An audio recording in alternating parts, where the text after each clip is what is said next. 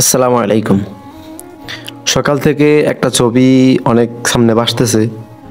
মানে যে ছবিটার মধ্যে দেখলাম যে কি একটা এলাকার পুরো মুরব্বী সবাই গোলাকার হয়ে দাঁড়িয়ে আছে, বসিয়ে আছে, এবং মাঝখানে একটা হুজুর দাঁড়ায় আছে। তাকে চেয়ার দিয়েছে বসার জন্য, সে বসে নাই মনে হয়। তো এবং ওই পোস্টের মধ্যে লেখা ছিল যে কি, ক্যাপশনে লেখা ছিল যে কি হুজুরের জন্য সালিশ বসা হয়েছে। হুজুর মাদ্রাসার মধ্যে ছাত্রদেরকে বেশি মারে, এরকম কিছু একটা। তো হয়তো এরকম কিছু একটা হয়েছে, কারণ আমি একজন মাদ্রাসার শিক্ষক বলতেছি, আমিও শিক্ষকতা করছি, আপাতত এখন করতেছি না। তো যারা এসব সালিশ বিচার করে, আমার মনে হয় তাদের মাথার ব্রেন নাই। আল্লাহ তাদেরকে ব্রেন ছাড়া সৃষ্টি করছে। কেন? কারণ তাদের ঘরের মধ্যে একটা বাচ্চা থাকে বা দুইটা বাচ্চা, সর্বোচ্চ তিনটা বাচ্চা থাকে তাদের ঘরের মধ্যে। তারা এই তিনটা বাচ্চা সামলাতে পারে না। তো সকাল 8টা বাজে নুরানি মাদ্রাসা থাকে, কোনো মাদ্রাসা সকাল 8:30 থাকে। তো তারা আধা ঘন্টা আগে, 1 ঘন্টা আগে মাদ্রাসা থেকে পাঠাই দেয় ছেলেদেরকে। তখন মাদ্রাসায় হুজুররা আসে নাই। কেন ফাটাই দেয়? তারা এই কারণে ফাটাই দেয় যে কি, তাদের বাড়িতে ছাত্রদেরকে তারা কন্ট্রোল করতে পারতেছে না। মাদ্রাসা ফাটাই দিলে হুজুররা কন্ট্রোল করবো এখানে। তো তারা যখন মাদ্রাসা ফাটাই দেয়, তো হুজুররা থাকে না অনেক সময়। সকাল হুজুরদের বাড়ি আছে, ঘর সংসার আছে, কেউ মসজিদে চাকরি করে, তাদের আসতে হয়তো দেরি হয়ে যায়।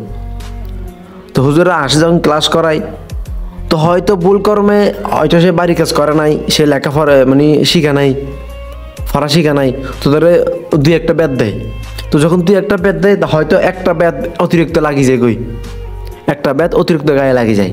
তখন এটা নিয়ে, তো যখন ছাত্র বাড়িতে গিয়ে নালিশ করে আমাকে এরকম হুজুর মারছে, তো তখন সবাই চলে আসে হুজুরের বিরুদ্ধে কথা বলার জন্য, হুজুরের বিরুদ্ধে।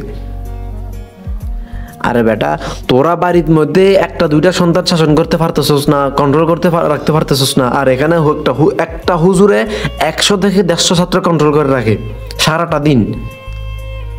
একটা হুজুরে তুই চিন্তা কর একবার, তুই দেখ, একটা হুজুরে 100 থেকে 150 হুজুর ছাত্র কন্ট্রোল করে রাখে একটা হুজুরে।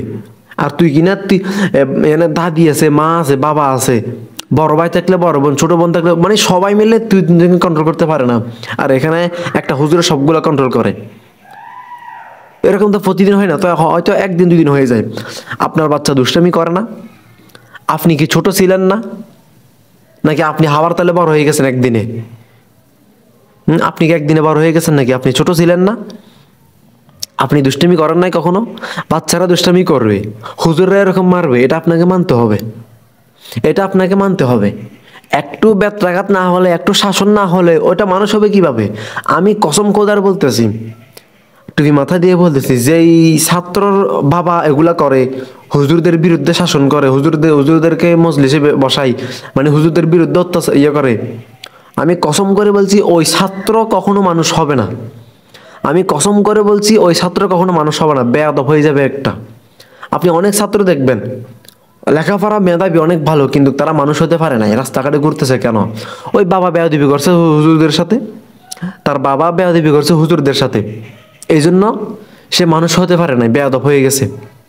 ঠিক তেমনই দেখবেন এই ছোট বাচ্চাগুলা বাবা হুজুরদের সাথে বেয়াদবি করলে, তো ঠিক দেখবেন তারা মানুষ হবে না কখনো। আপনি ট্রাই করে দেখেন।